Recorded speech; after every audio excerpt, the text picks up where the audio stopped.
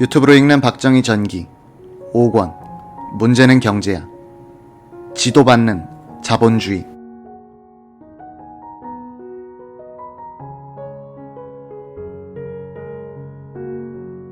경제기획원장의 부수반 신분 문제는 논란 끝에 법제처장이던 헌법학자 박일경이 해결의 실마리를 풀었다. 박 처장은 경제기획원장을 장관급으로 두되 내각 수반이 직무를 수행할 수 없을 때는 경제기획원장이 그 직무를 대행할 수 있도록 하는 서열로 결론지었다. 이 전례는 나중에 부총리 제도로 확정된다. 이 와중에 송정범이 박정희 의장을 찾아가 경제기획원 조직 문제는 논란이 많아 곤란할 것 같습니다라고 했더니 박 의장은 이렇게 말했다고 한다. 목적과 수단이 좋으면 그대로 밀고 나가시오. 정책은 일관성이 있어야지 이리저리 흔들리면 나중에 되는 일이 없습니다. 박정희 의장이 주재하는 최고회의에서도 우여곡절이 많았다. 최고위원들이 저마다 경제기획 원안에 대해 비판적으로 질문을 하곤 했다. 송정범의 회고. 그때는 인플레, 실업, 식량 부족으로 좌절감에 젖어있는 국민에게 미래상과 그 수단을 제시해야 할 절박한 처지에 직면해 있었습니다. 경제를 잘 모르던 최고위원들은 이런 초조함 때문에 대안도 없이 신경질적이었던 것 같습니다. 그런데 박정희 의장은 경제기획원의 원안을 전면적으로 지지하고 나섰어요. 그는 정교한 수사를 동원하지 않고 이 기구로 5개년 계획을 밀고 나가자고 결론지었습니다. 아무도 반대를 못했죠. 혁명정부는 7월 22일 건설부를 폐지하고 경제기획원을 신설하는 경제기획원 직제 및 국토건설청 직제안을 공포했다. 경제기획원 초대 원장은 한은 총재와 재무장관을 지낸 김유택이 기용되고 3파역을 맡은 송정범은 부원장을 맡았다. 이후 경제기획원장이 경제부처를 통솔하고 경제장관회의를 주재하는 제도가 정립되기 시작했다.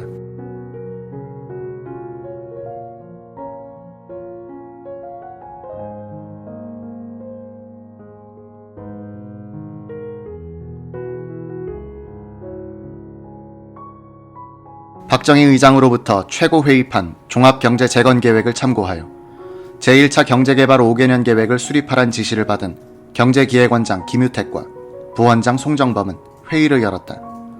시멘트 공장을 만들자. 제철소가 있어야 한다. 정유 공장을 건설하자. 발전소가 모자란다. 비료 공장을 세우자 등 많은 의견들이 쏟아졌다. 고속도로를 닦아야 한다는 의견도 제시됐다. 방법론은 없고 목표만 내세우는 들뜬 분위기였다. 경제기획원이 맨 먼저 봉착한 문제는 성장률이었다. 최고회의를 통해 발표된 종합경제재건계획에서 결정한 성장률은 연평균 7.1%였는데 이병철 삼성물산 사장이 회장으로 있던 한국경제인협회에서는 경제성장률이 최소한 연 10%는 되어야 한다고 주장했다. 반면 학계에서는 외국에서도 7% 성장의 예가 없다.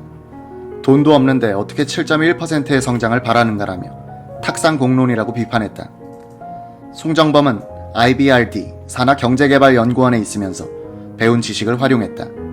개발정책을 다룬 각국의 경험자들은 성장률을 책정할 때 정치적인 목표치로서의 성장률을 절대로 피해야 한다고 강조했다. 그들은 송정범에게 실업자를 구제하기 위한 최소치를 기준으로 삼으라고 충고했다.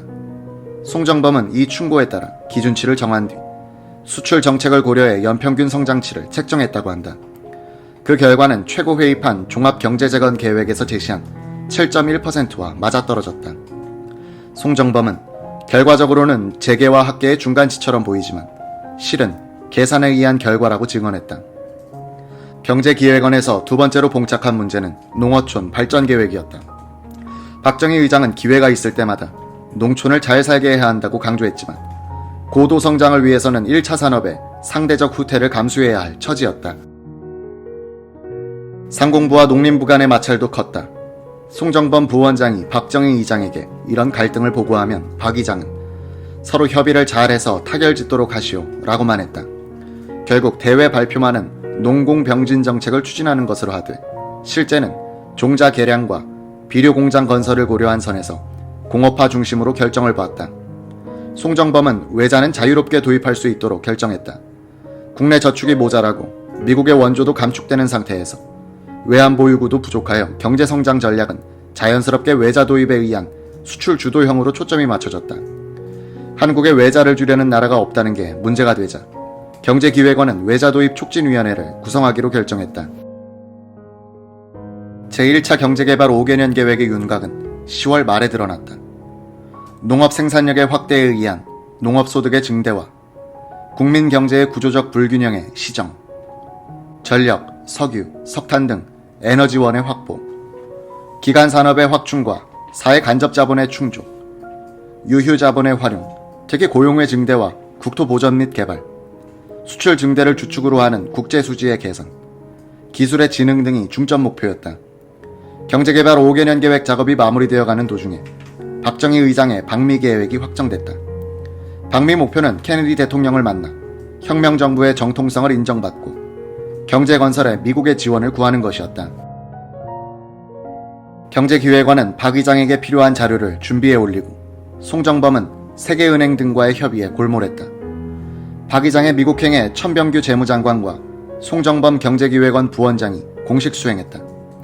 박정희 의장이 케네디 대통령과 만나는 동안 송정범은 미 국무부 해외개발처 해밀턴 처장과 실무협의에 들어갔다.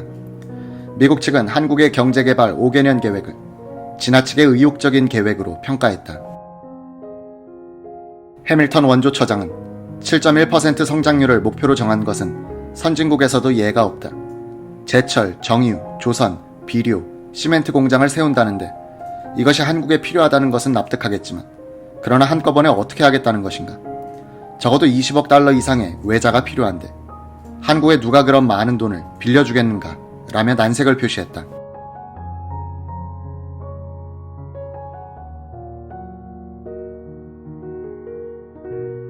IBRD도 한국의 경제개발 계획에 난색을 표명했다.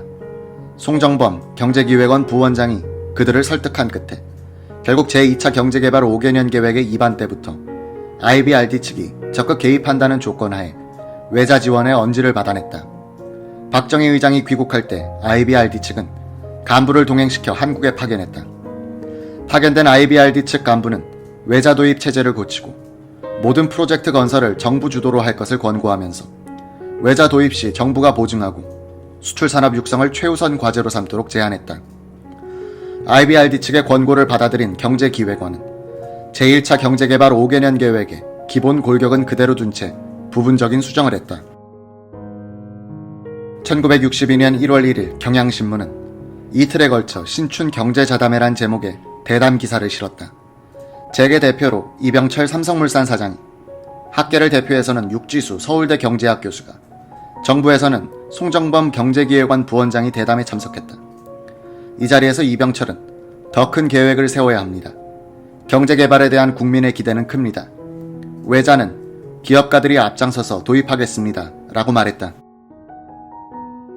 육지수 교수는 정부의 농공병진 정책에 우려를 표시하면서 농업과 공업을 비교할 때 공업이 이윤도가 높으므로 어떤 나라든지 공업을 하려고 합니다만 우리나라의 현 실정으로는 60%를 점하는 대다수 농민들이 잘 살게 되어야 국내 시장도 확보할 수 있으니까 그런 점에서 장기 경제계획의 첫 단계에서는 농업을 위주로 해야 한다는 겁니다. 라고 주장했다. 이에 대해 송 부원장은 다음과 같이 잘라 말했다. 위주니 중점이니 하는 말을 하시는데 우리가 항구적으로 농업을 위주로 한다는 것이 아닙니다. 솔직히 말해서 공업화를 지향하는 조건의 하나로서 농업을 소중히 여긴다는 뜻입니다. 목표는 어디까지나 공업화에 있습니다. 1962년 1월 5일 혁명정부는 제1차 경제개발 5개년 계획을 발표했다. 정소영 등이 만든 최고회의판 종합경제재건계획을 토대로 경제기획원이 5개월여의 작업 끝에 탄생시킨 대한민국 경제발전의 청사진이었다. 제1차 경제개발 5개년 계획서의 서문에서 박정희 의장은 개발계획의 전략을 이렇게 설명했다. 진정한 민주정신에 입각한 개인의 자유와 창의를 존중하는 자유경제체제의 원칙하에 정부의 강력한 계획성이 가미되는 새로운 경제체제를 확립함으로써 민족적 수권인 승공통일을 기약할 수 있을 것이다. 이 계획서는 기본 전략으로 5가지를 꼽았다. 가. 민간인의 자유와 창의를 존중하는 자유기업의 원칙을 토대로 하되 기간 부문에 대하여는 정부가 관여하는 지도받는 자본주의 체제로 한다. 나. 정부가 직접적인 정책 수단을 보유하는 공적 부문에 계획에 중점을 둔다.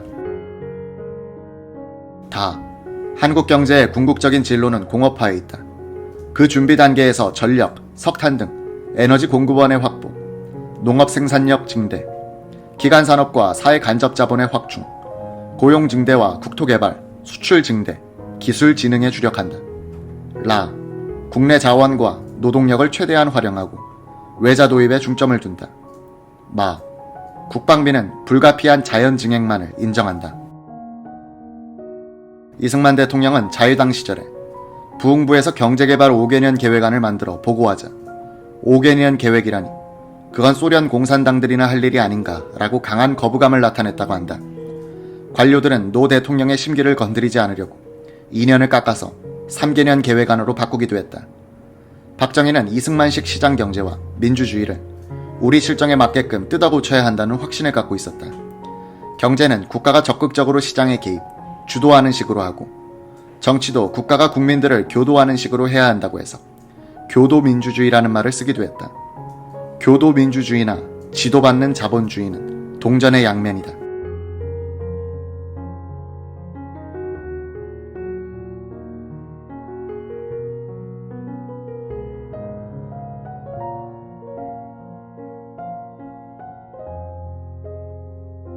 박정희는 자주적인 근대화의 걸음마도 떼지 않은 한국, 더구나 북한과 대결하고 있는 한국은 서구식 시장 경제와 민주주의를 감당할 토양이 못 된다는 인식을 갖고 있었다. 국가 엘리트가 장악한 정부가 나서서 국가 근대화를 통해 시장과 민주가 기능할 수 있는 토양을 만들어야 한다는 것이었다. 역사 발전 단계와 남북 대치 상황에 입각하여 한국의 상황을 직시하고 일부 지식인이 아닌 대다수 국민의 입장에 서서 무엇이 국익이고 선인가의 시비를 가려야 한다는 것이 박정희식 실사구시 또는 박정희식 주체성의 핵심이었다. 박정희는 한 번도 시장 경제와 민주주의 그 자체를 부정한 적은 없다. 그는 지금 우리나라의 상황은 영미 등 인류 국가의 제도를 교과서적으로 그대로 적용할 단계가 아니다라고 말했을 뿐이다. 이런 그의 주장은 야당, 지식인, 학생들의 눈에는 독재를 위한 자기 합리화로 비춰지기도 했다. 경제개발 5개년 계획이 국방비를 최소한으로 억제한다는 것을 원칙으로 삼은 것도 주목할 점이다. 그런 사실상의 군비 동결 결정이 군인혁명가 그룹에 의하여 이루어졌다는 것은 외국에서도 전례를 찾기 힘든 것이다. 박정희는 1960년대를 경제 제일주의로 밀고 나갔고 김일성은 군사 제일주의로 밀고 나갔다. 1970년대에 들어서는 박정희는 1960년대에 구축한 자립경제를 기반으로 하여 자주 국방정책을 추진한다. 김일성은 과중한 군사비 부담으로 1960년대에 이미 경제가 망가지고 나서야 1970년대에 경제 건설을 시도했으나 기초 체력이 떨어진 뒤라 효과가 없었다. 1970년대 중반에 가면 연간 국방비 지출에서도 남한이 북한을 앞지르게 된다. 오늘날 남북한의 격차를 가져온 씨앗이 1962년에 뿌려진 것이다. 즉, 이 해부터 시작된 한국의 경제개발 계획과 북한에서 시작된 4대 군사 노선이 그것이다. 북한은 1962년 가을에 벌어졌던 쿠바 미사일 사건 때 소련이 핵전쟁을 각오한 미국의 압력에 굴복해 쿠바에 배치했던 미사일과 핵탄두를 철거하는 것을 보고는 자주 군사 노선에 더욱 박차를 가하게 됐다. 1962년 남북한은 각각 다른 길을 선택했다. 처음에는 미미하게 보이던 그 차이가 해가 바뀔수록 커지게 되는 것이다.